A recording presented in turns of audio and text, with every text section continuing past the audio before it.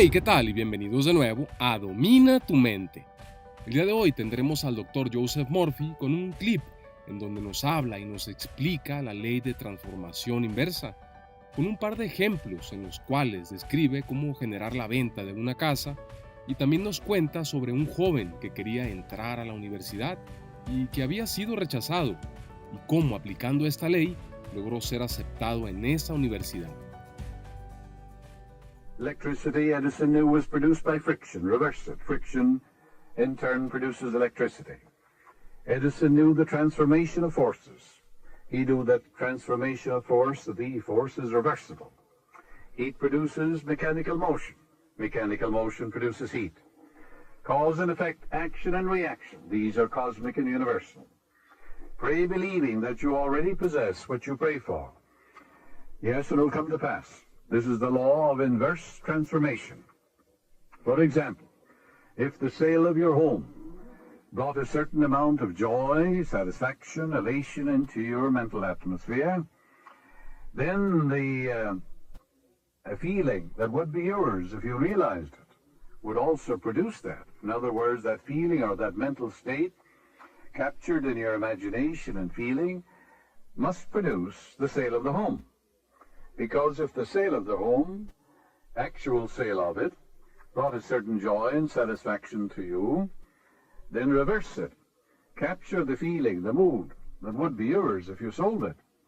By imagining the check in your hand, giving thanks for it, depositing it in the bank, doing the things you would do were your home sold, all in your mind or your imagination, and then that attitude of mind will produce it.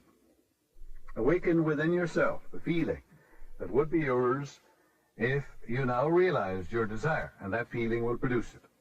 A young boy, a Malay boy, who wanted to go to a certain college, had difficulty, and was rejected.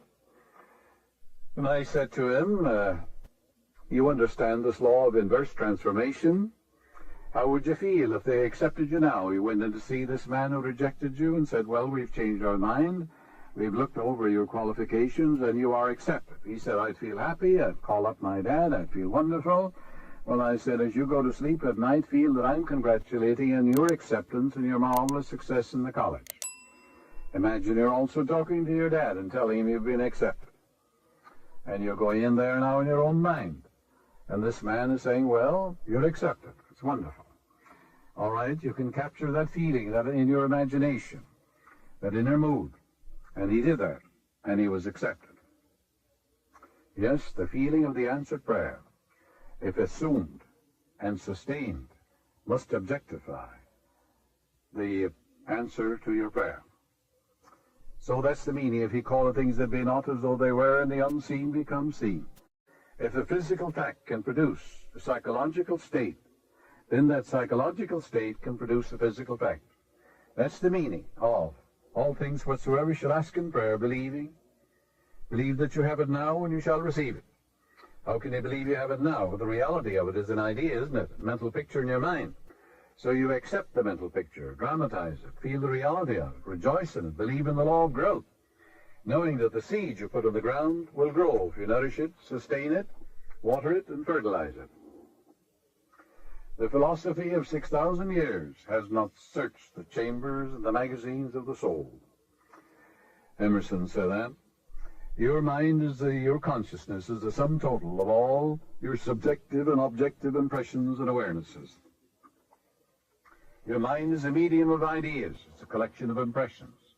Some are good and perhaps some are not so bad. Your mind, therefore, is a medium for all sorts of impressions. And your mind should be open only to ideas which heal, bless, inspire, elevate, and dignify your soul. For ideas are our masters. Ideas generate emotions. The reason there is so much misery in the world is the ideas many men hold are completely false.